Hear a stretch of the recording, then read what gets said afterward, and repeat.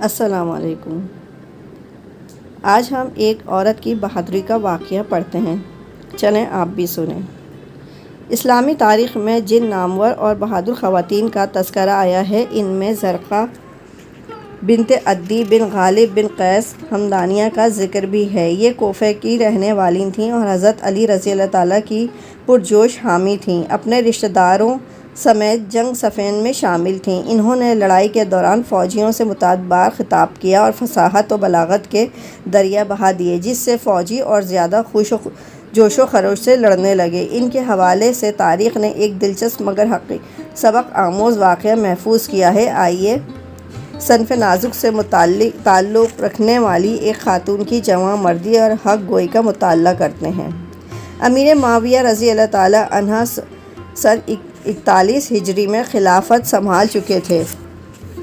مسلمانوں میں صلح ہو چکی تھی۔ کبھی کبھار جنگوں کے حوالے سے بعض مجالس میں تذکرہ ہو جاتا۔ ایک رات حضرت امیر معاویہ رضی اللہ تعالیٰ عنہ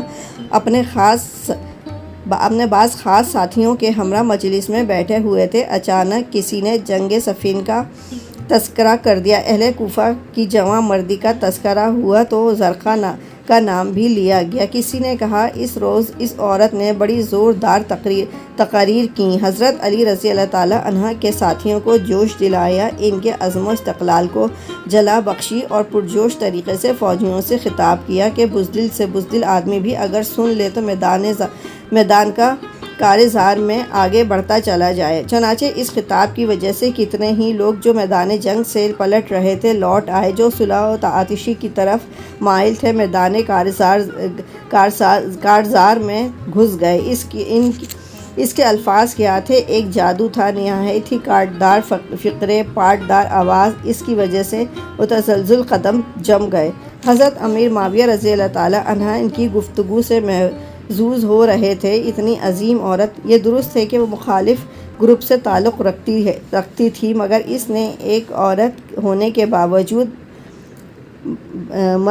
مردانگی کا ثبوت دیا۔ اس کے استقلال اور ثابت قدمی سے وہ خاصے متاثر تھے۔ اچانک سوال کیا، ساتھیوں، اس عورت کی تقریروں کے اقتباسات کسی کو یاد ہیں؟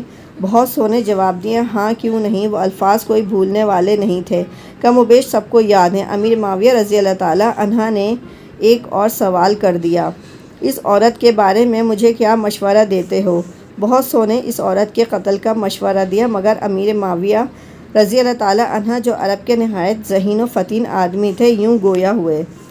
ترجمہ: جو کچھ تم لوگوں نے کہا ہے، تمہارا یہ مشورہ اور قول بہت ہی برا ہے اور نامناسب ہے۔ کیا یہ اچھا ہوگا کہ میرے متعلق مشہور ہو جائے کہ میں نے زمانہ اقتدار ہاتھ میں آ جانے کے بعد ایک ایسی خاتون کو قتل کر دیا جس نے اپنے ساتھی حضرت بن ابی طالب رضی اللہ تعالیٰ عنہ کے ساتھ نہایت ہی وفاداری کا ثبوت دیا؟ اللہ کی قسم، میں ہرگز ایسا نہیں کر سکتا، کیونکہ ایسی صورت میں یہ میری خست اور کمینگی کی دلیل ہوگی۔ اس کے بعد امیر معاویہ رضی اللہ تعالیٰ عنہ نے حاکم کوفہ کو ایک خط لکھا جس کا مضمون تھا۔ ترجمہ: زرقاء بنت عدی کو اس کے خاندان کے چند افراد اور اس کی قوم کے چند شہسواروں کے ہمراہ میری خدمت میں روانہ کریں۔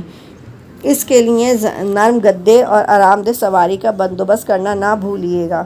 حاکم کوفہ نے جب زرقاء بنت عدی کو امیر معاویہ رضی اللہ تعالیٰ عنہ کے خط سے آگاہ کیا تو اس نے حکم کی تعمیل میں جلدی کی اور کہنے لگی، امیر مومنین کی اطاعت و فرمانبرداری جب واجب ہے، میں اعتراض نہیں کر سکتی۔ چنانچہ امیر معاویہ رضی اللہ تعالیٰ عنہ کے حکم کے مطابق حاکم کوفہ نے زرقاء کو ان کی خدمت میں روانہ کر دیا۔ جب زرقاء امیر معاویہ رضی اللہ تعالیٰ عنہ کی خدمت میں پہنچی تو انہوں نے پرطباق استقبال کیا اور پوچھنے لگے، خالہ کیا حال ہے؟ آپ کا سفر کیسا رہا؟ کوئی تکلیف تو نہیں ہوئی؟ زرقاء بنت عدی نے عرض کیا، مفہوم یہ ہے کہ الحمدللہ میں خیریت سے ہوں، مجھے گھر کی مالکن کی طرح باعزت لایا گیا ہے، پھر گہوارے والے بچے کی طرح محفوظ طریقے سے آپ کے سامنے پیش کیا گیا ہے۔ امیر معاویہ رضی اللہ تعالیٰ عنہ نے کہا، دراصل میں نے یہ حکم دے رکھا تھا، آپ کو معلوم ہے کہ میں نے کس لیے یہاں آپ کو آنے کی زحمت دی ہے؟ زرقاء بنت عدی نے کہا، بھلا جس بات کی مجھے خبر نہیں اس کے بارے میں کیا جانوں؟ غیب کا علم تو صرف اللہ ہی کو ہے۔ امیر معاویہ رضی اللہ تعالیٰ عنہ نے کہا، صفین کی جنگ میں تم نے حضرت بن علی بن ابی طالب رضی اللہ تعالیٰ عنہ کے ساتھیوں کو میرے خلاف جنگ پر ابھارا تھا اور انہیں اپنے پرجوش خطاب سے غیرت دلا رہی تھیں۔ تم ہی وہ عورت ہو جس کی چرب زبانی نے نہ جانے کتنے بزدلوں کو ہمت و شجاعت سے بہرہ کر دیا جو میرے خلاف اندھا دھند تلواریں چلانے لگے۔ تمہیں یہ کہتے ہوئے بھی سنا گیا کہ سورج کی تابناک روشنی میں چراغ کی کوئی اہمیت نہیں اور چاند کا مقابلہ تارے نہیں کر سکتے، اس لیے اب تم مردانہ وار لڑو، صبر و استقلال کا دامن ہاتھ سے نہ چھوڑو، اسی میں تمہاری سربلندی ہے۔ جیو تو شان سے، مرو تو شان سے، اور جان لو۔ عورتوں کا خطاب مہدی ہے جبکہ مردوں کا خضاب خون ہے۔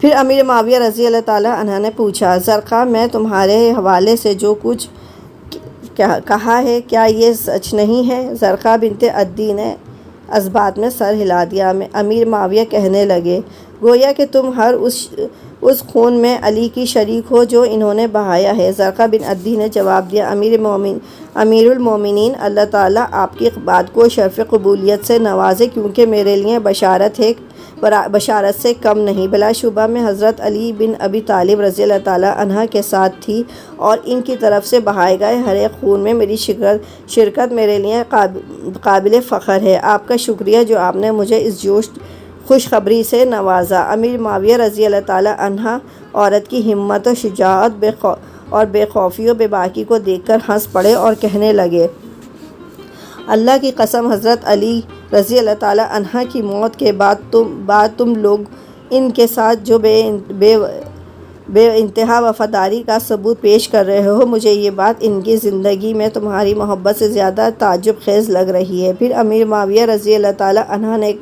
اس سے کہا، تمہاری کوئی ضرورت ہو تو پیش کرو، میں حاضر ہوں۔ زرقا بنت عدی کہنے لگیں، امیر المومنین، میں نے اپنے بارے میں قسم کھا رکھی ہے کہ میں نے جس شخص کے خلاف میدان جنگ میں کردار ادا کیا ہے اس کے آگے کبھی دست سوال نہیں دراز کروں گی۔ امیر معاویہ رضی اللہ تعالیٰ عنہ نے کہا، مجھے چند لوگوں نے آپ کے قتل کا مشورہ دیا ہے۔ زرقا کہنے لگیں، مشورہ دینے والے کم ظرف لوگ ہیں، آپ اگر ان کی بات مان کر مجھے قتل کر دیں گے تو پھر آپ کا شمار بھی انہی جیسے لوگوں میں ہوگا۔ چنانچہ امیر معاویہ رضی اللہ تعالیٰ عنہ نے فراخ دلی سے کام لیتے ہوئے اس عورت کو معاف کر دیا اور خلقت کے ساتھ درہم و دینار سے بھی نوازا۔ مزید اسے ایک ایسی جاگیر سے نوازا جس سے سالانہ 10,000 درہم کی آمدنی ہوتی تھی اور اسے اس کی خاندان والوں کے ساتھ صحیح سلامت کوفہ روانہ کر دیا۔ حاکم کوفہ کو خط لکھا کہ اس خاتون اور اس کے خاندان کا خاص خیال رکھا جائے۔